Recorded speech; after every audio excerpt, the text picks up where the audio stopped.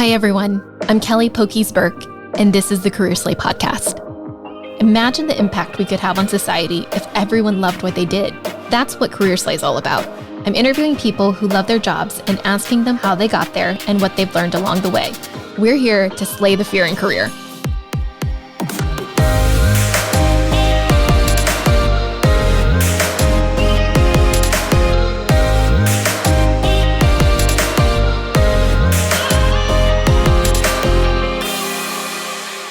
My guest today on Career Slay is Michael Ytem, Senior Vice President at Younger Partners here in Dallas, Texas. He is a commercial real estate broker with over 8 years of experience in the North Texas land market.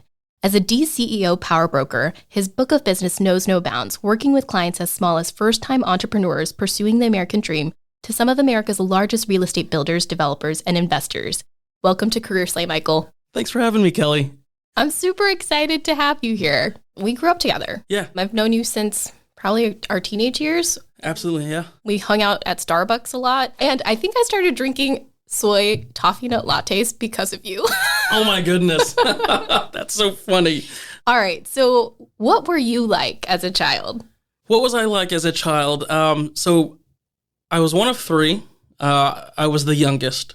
So growing up, I was always, I guess, provided for. I guess that's a nice way of saying spoiled. Oh, yeah. That is a really elegant way. Yeah. Or maybe a brat. I don't know. Some would differ. But I guess as a child, I was just happy-go-lucky. My parents were entrepreneurs, so they were always available when I needed them. Mm-hmm. But also I understood call of duty whenever they needed to take care of things. What did they do? My parents immigrated to America from the Philippines. They were very entrepreneurial in the Philippines. They had a business back there, and there came an opportunity for them to immigrate to the United States. My dad, who came 2-3 years before my mother made it over, picked up all sorts of odd-end jobs just to kind of make it, as they say. And then eventually he found his way into real estate through, all the odd-end sales jobs, kind of establishing himself. Found a mentor, got into real estate, residential brokerage, selling homes. And he had done that for, 18, 20 years plus. Mm-hmm. And that was something that I grew around. I always saw them doing that. They were a power couple. They did real estate together. That's so cute. Yeah, yeah. Anywhere my dad was, my mom was. My father was the licensed real estate broker, and my mother was, I guess, an executive assistant / business partner. Mm-hmm. So it was just a dynamic duo. That's what I grew up around. Mm-hmm. So growing up around such entrepreneurs, how did that rub off on you in a sense? I always knew I wanted to be the author of, or kind of, I guess back then, the boss of what I did, kind of own my own thing. Mm-hmm. But I didn't know what that was.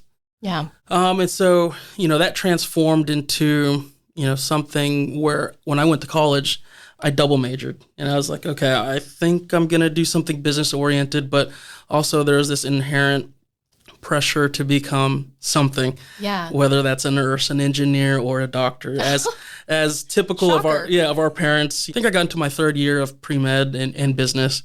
Mm-hmm. I started to see a line in the sand. While my science classes, they were engaging. I could keep up with material. I understood it. But I just had so much more fun in the business classes. Yeah. My marketing classes, my finance classes, all that just was so much more fun. Yeah. And the dialogue and the conversations that we were having in those lectures were so much more enjoyable on a personal level than OChem 3 and Calculus 3.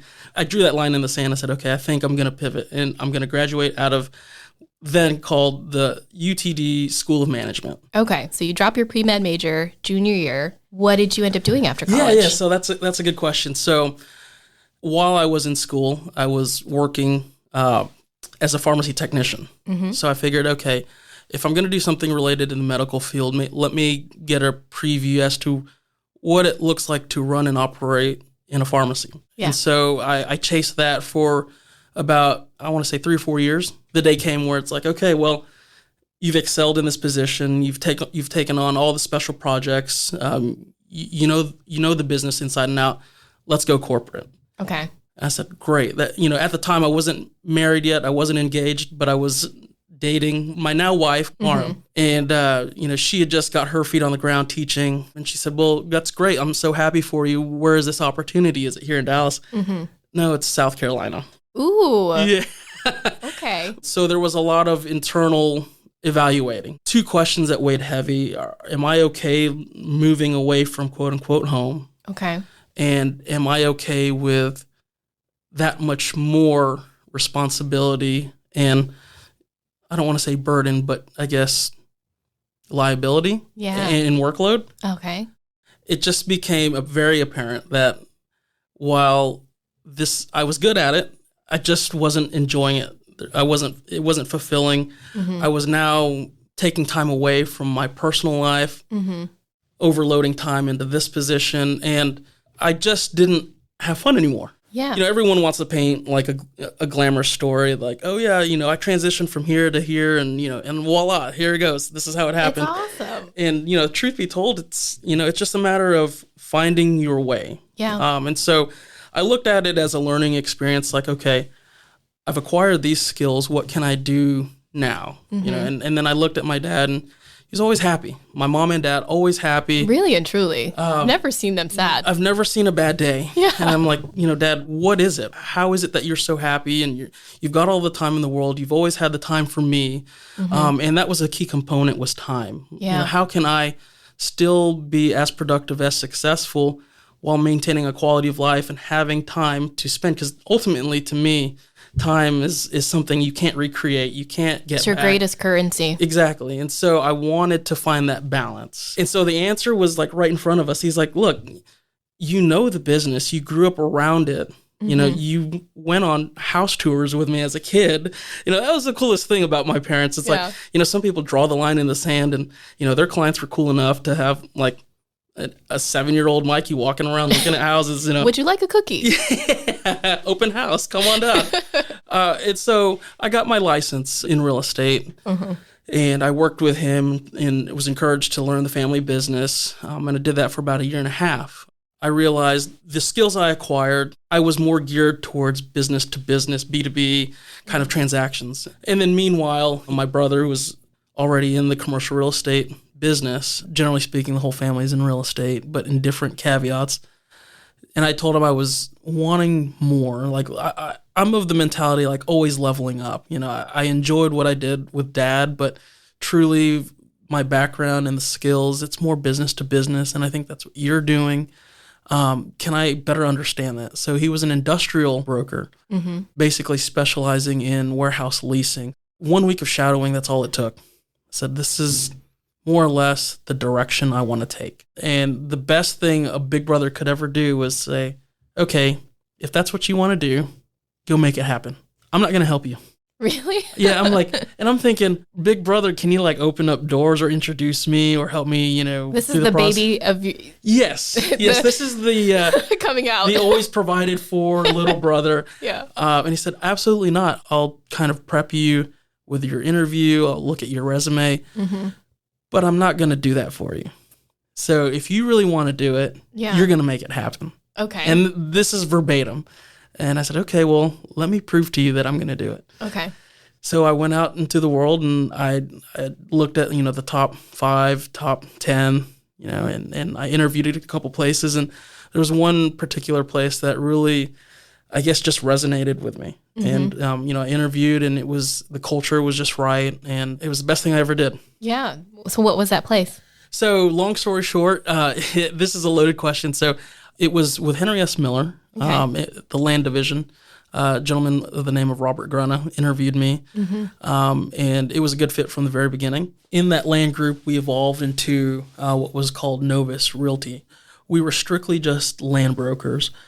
What we were doing was something special. We were growing really fast, and quite honestly, beyond our capabilities. We only knew dirt, but as we were growing, we needed an outlet or a platform to take advantage of the missed opportunities. Because oftentimes we would get inquiries of, hey, can you help me lease this? Or can you help me with this operation? And because we were just single faceted, we couldn't. And we knew that we would be stronger if we merged our efforts. And so through that process, we merged with younger partners. And at the time, unbeknownst to us, they were also looking to grow and offer their services. So they were at the time specializing in leasing, whether that was landlord or tenant rep in the industrial or the office sector. And they really wanted to be able to capture land sales. Mm-hmm.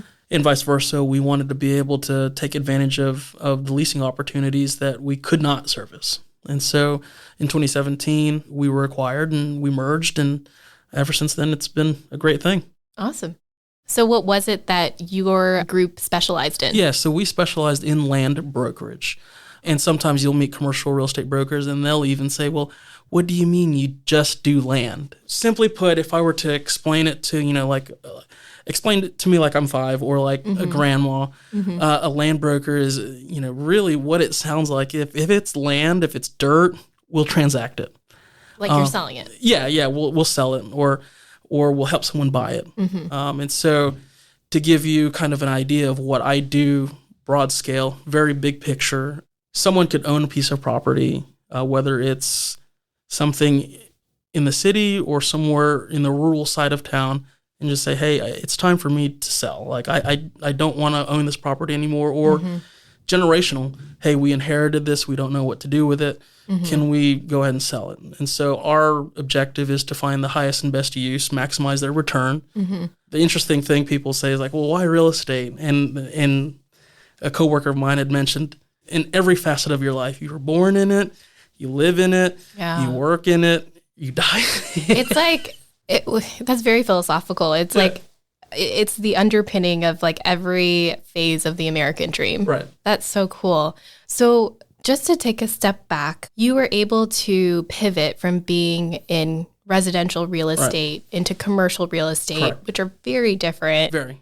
How did you pitch yourself or transfer the skills that you had gained to pivot? Yeah, absolutely. So while a certain competency in the market is required, a lot of the times people will do business with people they enjoy just being with. It's relationships. And so a part of me was, being available, being personable, but also always willing to find the answer. I might not have the answer. I might not know the exact comparable rate. Give me the chance to work on that. And so I was always Johnny on the spot. I took what I learned there. I took what I learned from a different place. And I always tried to build that and assemble that into something. Some people will do something, figure out they either hated it or they were terrible at it, and then forget about it and move on to the next thing. And it's very linear. Yeah. Well, for me, it's always trying to take what I learned from something and build it into something and apply it to the next chapter. And I'm not going to pretend I'm the expert at this concept, but it basically sums up, I guess, my career path thus far. And you may have heard of it. It's a Japanese philosophy called ikigai. Yeah. Basically boils down to like the reason for being. Yes. And so, I did some evaluating and organically it's just happened to kind of form. And I feel like I'm in that balance now of, what are you good at? What do you love? Yeah. What does the world need? And how can I provide that and be rewarded for it at the same time? Yeah. Career-wise, I think people will get caught up. There's this paralysis of like, okay, I know I want to be X. How do I get there? Yeah. And then when they're there, they're like, well, now what? There's no roadmap. Right. And I think for most of our lives, there's a checklist or, you go to school, check the box, you get a job, check the box. And then you get to this point where you're like, oh, I get to define where I go next. Right. And I think oftentimes people let the career define them as a person. Yeah. And then they become so locked into, okay, well, I have to be this and that's what I am. When really that's only a facet or a spoke as to who you are ultimately as a whole. Yeah. And so for me, I maybe I have, maybe I haven't yet, but I feel like I've found that balance. And so every day of my quote unquote job has never really felt like a job. You had talked about wanting to own your time, and that was kind of the impetus for you going into real estate. Right.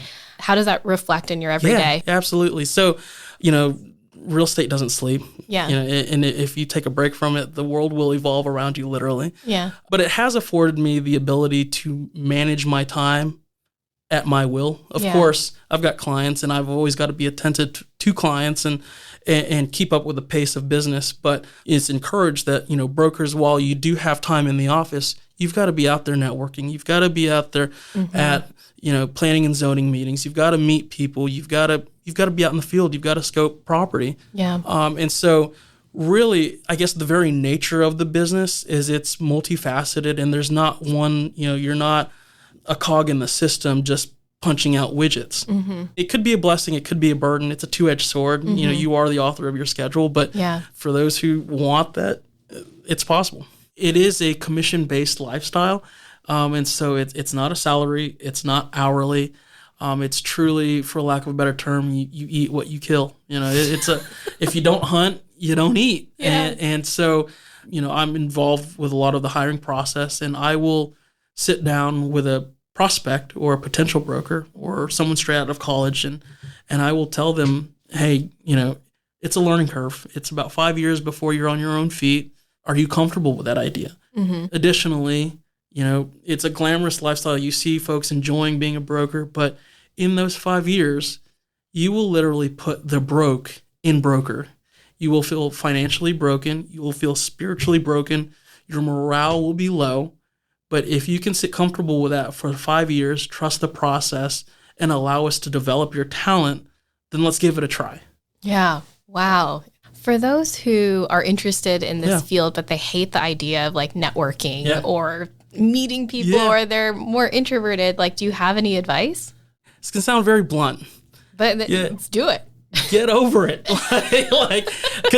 Because really, as I'd mentioned, it's a relationship-based business. Of course, you want to be the master of your market, know what's going on, but there's only one way to do that, is to network, to get out there and talk, meet and greet with people. I will diffuse an email and text message and force a phone conversation, or let's meet in person, because there's so much more that can be achieved from a professional and business standpoint, but also from an interpersonal relationship. Building the relationship is so important. You've got to. Totally. So just let go, jump in. Can you tell us a little bit more about an experience where you found purpose in your work? Absolutely. This particular project, I still tell, some of the new hires or the new guys about it. And it was early on in my career where I had a client who needed to find 1 to 2 acres to develop and build a daycare operation in the crosshairs of all the new development in the Plano and Frisco area, near or as close as possible to Frito-Lay and Toyota. And as a young broker just coming out of their internship, I had this wild idea that I've looked at everything that was listed and it just didn't meet the requirements. What if I just called the giant Frito-Lay? Yeah, Frito-Lay owns that land. Yeah, if they would sell excess land. Yeah. And I said, as someone who's so junior, can I talk to someone who oversees real estate? Oh my God. And it was like the operator, and she's like, yeah, sure. 2 rings, and then the director of global real estate was like, hey, this is so-and-so. And I surely thought, and I think purposely, I was trying to call in the later hours to maybe get voicemail. Yeah. That was part of the cold call reluctancy. And then so here I am like, oh, I'm live. I have 30 seconds to give my elevator pitch. Yeah. And so, I did it, and I shared to him the objective. And then that very next week on a Tuesday, I was sitting in a room full of executives interested in hearing what needed to happen. The fact that you did that, I don't know if you realize this, but you've changed so many parents' lives because of that. I know so many people from the organization who utilize that daycare on a daily basis. Yeah, that's great. Yeah. And it's, as a parent of a young child, it makes a huge difference. Oh, absolutely. And that's part of why I do what aside from, the financial reward perspective of it, nothing brings me more joy than, and Mara can attest to this, we're driving, on a Saturday, and for me to point at a site and say, hey, because I had an idea or I had a wonder, now that thing stands there. That's so cool. While I'm not the builder, I'm not the developer, I was part of that equation somewhere You're the visionary. Yeah, there you go. Yeah. I was the dreamer who dare ask the question or dare called to speak to a global director of real estate on like a Thursday late afternoon. I could have told you that Frito-Lay people will always answer the phone. That's perfect. All right. So looking back, what advice would you give to your 20-year-old self? Yeah, that's a good question. I think oftentimes people answer that question in the scope of what would I have done differently, or what would I have changed, or what do I now know that I didn't know? I think I would tell my 20-year-old self, just keep doing what you're doing. Live with no regret. Yeah. You'll figure it out along the way. Yeah. But just be true in your intentions in every step of the way. That's amazing. Yeah. Has there been a particular challenge, either professional or personal, that has given clarity to what you do every day? Yeah, I would say I've always been competitive. And so in my career that translated, especially early on, I always felt like I had to prove myself. I'm the young gun. I'm the intern. I'm coming out of this role. I've got to be a hot shot. And so being competitive and wanting to be the best was always, I guess, in my early stages, a challenge in the sense that whenever I was growing in my role as becoming a mentor to newer interns, in full transparency, I saw that as a threat. Okay, well, here's a kid straight out of college who knew like this was his trajectory, and he's got a bigger network than I do. Like, I can't be outproduced or outdone. And so that, I would say, was a challenge, wanting to be competitive. And then I realized it was only until I embraced the servant leadership perspective of things, where rather than competing and trying to outdo, how about I lift up the incoming batch and show them what I know and try to teach them what I know, then can we all fully grow together? Yeah, it's almost like your birth order plays a lot into your personality. It's like now you're going from the youngest to the big brother. Yeah, I've learned, I'd say, that's well put. And so I've learned over the time to be that big brother, and we've only flourished. I feel like personally I've grown more having to learn that role, and it really just puts things into perspective. And then to have a team, I'm very team oriented. And so amongst me and, I guess I say my team, not that I own the team, but the team that I'm part of, it's something special. And folks in that team, they've worked the corporate gigs and they've worked elsewhere, and they all agree. They come back to the table like, we've got something special here. Yeah, that's awesome.